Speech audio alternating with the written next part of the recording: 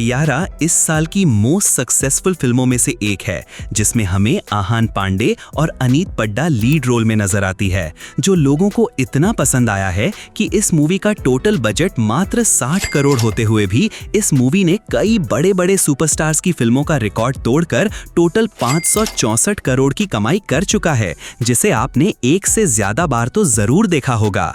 बाकी इस मूवी की स्टार्टिंग एक बेहद ही ब्यूटीफुल लड़की वाणी बत्रा से होती है, जो सच धज के मैरिज कोर्ट में अपने बॉयफ्रेंड महेश अय्यर का इंतजार कर रही होती है। और तब ही वाणी को महेश का कॉल आता है और महेश बोलता है कि मैं तुमसे शादी नहीं कर सकता हूँ, मुझे कोई और मिल गई है। ये सुनते ही वाणी बेहोश होकर जमीन पर गिर जाती है और फिर इसके बाद हमें 6 महीने बाद की कहानी को दिखाया जाता है, जिसमें हमें ये देखने को मिलता है कि वाणी आज भी वो कोर्ट वाले सदमे को भूली नहीं है और वो गुमसुम अकेले अपने कमरे में बैठी हुई है। लेकिन फिर उसके माँ बाप उसे काफी समझाते हैं और वाणी को जॉब करने के लिए मोटिवेट करते हैं ताकि वो अपने पास्ट को भूल सके। और तब फिर वाणी काफी मुश्किल से अपने घर से बाहर निकलती है और एक सोशल मीडिया कंपनी में राइटिंग की जॉब के लिए अप्लाई करती है। फिर जब वाणी इंटरव्यू के लिए उस कंपनी में जाती है तो वहां उसकी मुलाकात कृष कपूर नाम के एक लड़के से होती है, जो कि एक म्यूजिशियन और सिंगर था। वो काफी अच्छा गाता था और बढ़िया म्यूजिक बनाता था, पर कृष बहुत ही गुस्सैल टाइप का इंसान था और वो नाइंसाफी कभी सहन नहीं करता था। कृष और उसके दोस्तों का जोश नाम का एक म्यूजिक बैंड था, जिसमें बाकी सब लोग इंस्ट्रूमेंट बजाते थे और कृष म्यूजिक कंपोज करके लीड सिंगिंग करता था। उनके ग्रुप में क्लियो नाम का एक अमीर लड़का था, जिसके पिता का एक रिकॉर्डिंग स्टूडियो था और जोश बैंड वाले अपने सभी गाने वहीं बनाते थे। फिर एक दिन उनका कोई सॉन्ग हिट हो जाता है तो क्लियो के पिता एक सोशल मीडिया कंपनी को उस बारे में आर्टिकल लिखने बोलते हैं, लेकिन वो कंपनी वाले उस आर्टिकल में बाकी मेंबर्स को छोड़ के सिर्फ क्लियो की ही तारीफ कर देते हैं। इससे गुस्सा होकर कृष वो कंपनी में जाता है और उस आर्टिकल के राइटर को बहुत मारता है और वहीं कृष वाणी से भी मिलता है और उसकी एक डायरी देख लेता है जिसमें वाणी अपनी शायरी लिखती थी। कृष को उसकी राइटिंग बहुत पसंद आती है। इसके बाद कृष अपने बैंड के सभी दोस्तों से भी लड़ाई कर लेता है और सभी दोस्तों को छोड़ देता है। बस उसका एक दोस्त के भी उसके साथ था, जो कि मैनेजमेंट संभालता था। फिर कृष अकेले ही एक शो परफॉर्म करता है जो कि काफी हिट होता है। इसीलिए केबी उसके पास एक ऑफर लाता है जिसमें प्रिंस नाम के एक बड़े सिंगर को कोई न्यू स्टाइल का गाना चाहिए था। इसके लिए उसने कई फ्रेश बैंड वालों को अपने ऑफिस में बुलाया था। कृष वहां जाता है और इत्तेफाक से उसी जगह पर वाणी भी आती है, जो कि प्रिंस का इंटरव्यू लेने आई थी। फिर वहां पर कृष वाणी की डायरी की एक कविता से एक गाना बना देता है जो कि प्रिंस को बहुत पसंद आता है। तब कृष वाणी के साथ मिलकर प्रिंस से सौदा करता है कि वो दोनों उसे एक गाना बनाकर देंगे और बदले में प्रिंस कृष को पैसे, गाने का क्रेडिट और वाणी को एक इंटरव्यू देगा। ये डील फाइनल हो जाती है, लेकिन इसमें एक प्रॉब्लम ये थी कि बानी ने अपने डिप्रेशन की वजह से वो पोयम का आधा पेज फाड़ दिया था और अब उसे वो लिरिक्स याद नहीं आ रहे थे। ऊपर से वो अपने डिप्रेशन के कारण कुछ नया लिख भी नहीं पा रही थी। तब कृष उसे अपने स्टूडियो से बाहर ले जाकर अपने फेवरेट जगहों पर थोड़ा घुमाता फिराता है और खुश करता है। इससे वाणी अपना गम भूलने लगती है और उसकी क्रिएटिविटी जाग जाती है। तब वो उस कविता को पूरा कर देती है, जिसे कृष एक बढ़िया गाना बना देता है। सब कुछ काफी अच्छा चल रहा था, लेकिन तभी वाणी के सामने कृष का एक ऐसा अतीत आता है जिसने उसे काफी क्रूअल बना दिया था और उससे वो आज भी परेशान था। असल में कृष की माँ उसके बचपन में ही मर गई थी, जिससे उसका पिता दुखी होकर एक शराबी बन गया था। इसकी वजह से कृष ने अपना बचपन बहुत मुश्किल से काटा था। ऊपर से आज भी जब भी उसका बाप पीकर कहीं हंगामा करता तो पुलिस वाले कृष को परेशान करते थे और धमकाते थे कि अगर तुम अपने बाप को नहीं संभालोगे तो मैं तुम दोनों बाप बेटे को अंदर कर दूंगा। इसीलिए वो एक दिन अपने पिता पर बहुत गुस्सा करता है और फिर सबसे दूर चला जाता है। तब वाणी कृष से मिलती है और उसे बोलती है कि जैसे उसने उसकी मदद की वैसे ही वो भी उसकी मदद करना चाहती है, जिसके लिए कृष राजी हो जाता है और वो अपने पिता को माफ करके उन्हें वाणी के साथ एक नशा मुक्ति सेंटर में एडमिट कर देता है। लेकिन उस जगह की फीस बहुत ज्यादा थी। तब कृष पैसों के लिए अपना नया सॉन्ग, जो कि वो प्रिंस के साथ कोलैबोरेट करके बना रहा था, उसका पूरा कॉपीराइट प्रिंस को दे देता है। इससे उसे ज्यादा पैसे मिल तो जाते हैं, लेकिन उस सॉन्ग में कृष का कोई नाम नहीं होता है और उसका स्टार बनने का सपना अधूरा रह जाता है। इसी बीच वाणी और कृष को एक दूसरे से प्यार हो जाता है। इसीलिए अब वाणी कृष का सपना पूरा करने के लिए उसे उसके जोश बैंड वाले दोस्तों से मिलवा देती है और अब वो खुद भी उस ग्रुप में शामिल होकर उन्हें नए नए गाने लिख कर देने लगती है, जिन्हें गाकर कृष और उसका बैंड धीरे धीरे हिट और फेमस होने लगता है। लेकिन एक दिन वाणी के घर वाले उसे कृष के साथ देख लेते हैं और उन्हें ये डर लग जाता है कि फिर से कोई लड़का उनकी बेटी के साथ टाइम पास कर रहा है और ये भी उस महेश दल्ले की तरह ही अंत में धोखा दे देगा। इसीलिए वाणी की माँ उसे बहुत बातें सुनाती है कि वो फिर से प्यार व्यार के चक्कर में ना पड़े। इससे घबराकर वाणी बेहोश हो जाती है और फिर जब उसे हॉस्पिटल में ले जाया जाता है तो वहाँ ज्यादा कुछ पता नहीं चलता। इसीलिए डॉक्टर्स उसे न्यूरोलॉजिस्ट यानी दिमाग के स्पेशलिस्ट के पास जाने बोलते हैं। इसी दौरान कृष को काम के लिए एक दूसरे शहर जाना था, जहां पहुंचते ही कई सारे फैंस कृष को घेर लेते हैं क्योंकि उसके गाने हर जगह वायरल हो गए थे और इसी वजह से जोश बैंड वालों को कई बड़ी कंपनी साइन कर लेती है। इस सब के लिए कृष वाणी को जिम्मेदार मानता है क्योंकि उसने ना सिर्फ उन्हें बेस्ट गाने लिखकर दिए थे बल्कि उसने कृष की कमियों को भी दूर किया था। दूसरी तरफ जब वाणी अपने ब्रेन का टेस्ट करवाती है तो उससे पता चलता है कि उसे अल्जाइमर्स डिजीज है यानी याददाश्त जाने की बीमारी, जो कि अक्सर ओल्ड एज लोगों को होती है और बहुत ही रेयर केस में जवान लोगों को।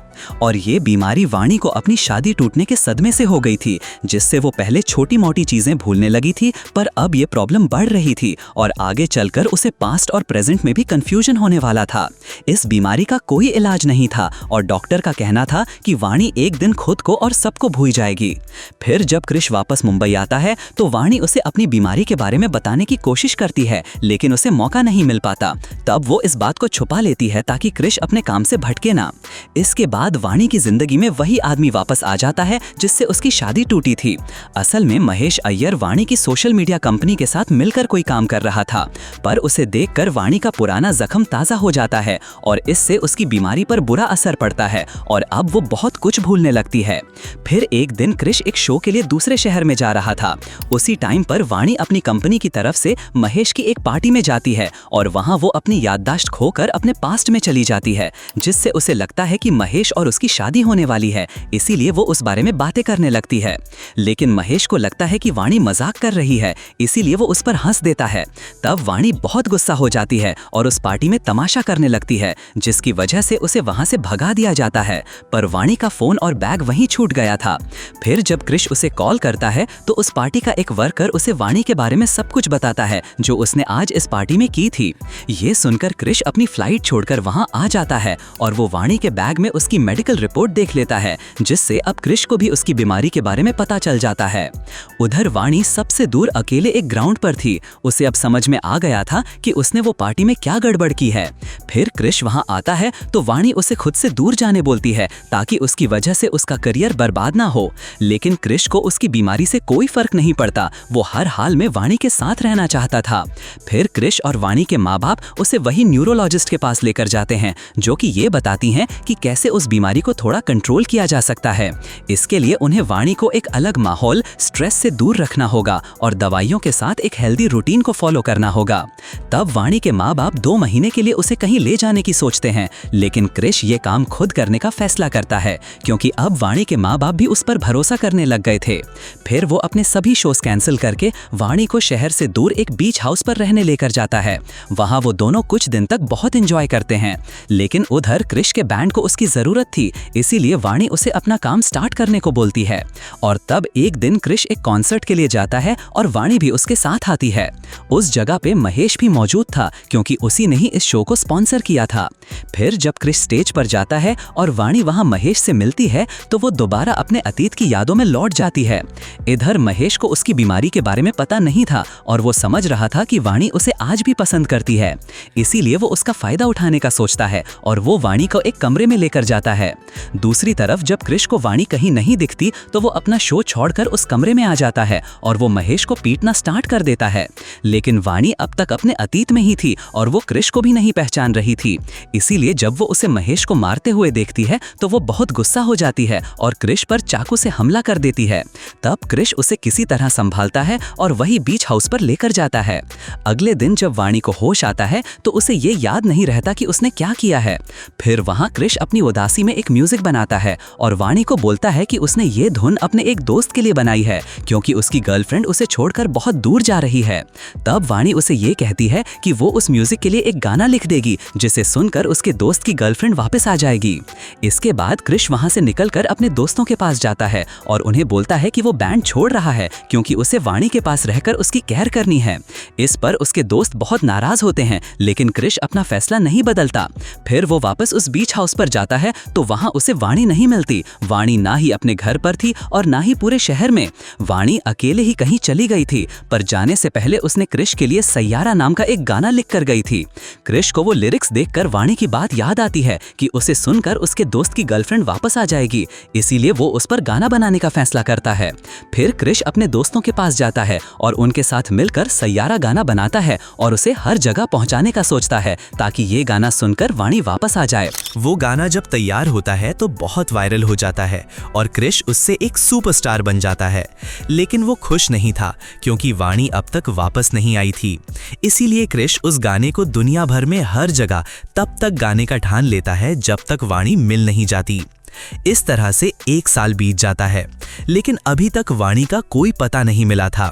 फिर एक दिन क्रिश और उसके दोस्त अपना सबसे बड़ा शो करने के लिए लंदन में जाते हैं और तभी वहां के एक स्टेडियम की स्क्रीन पर केबी वो रील्स प्ले करना शुरू करता है जो उनके गाने पर बनाई गई थी।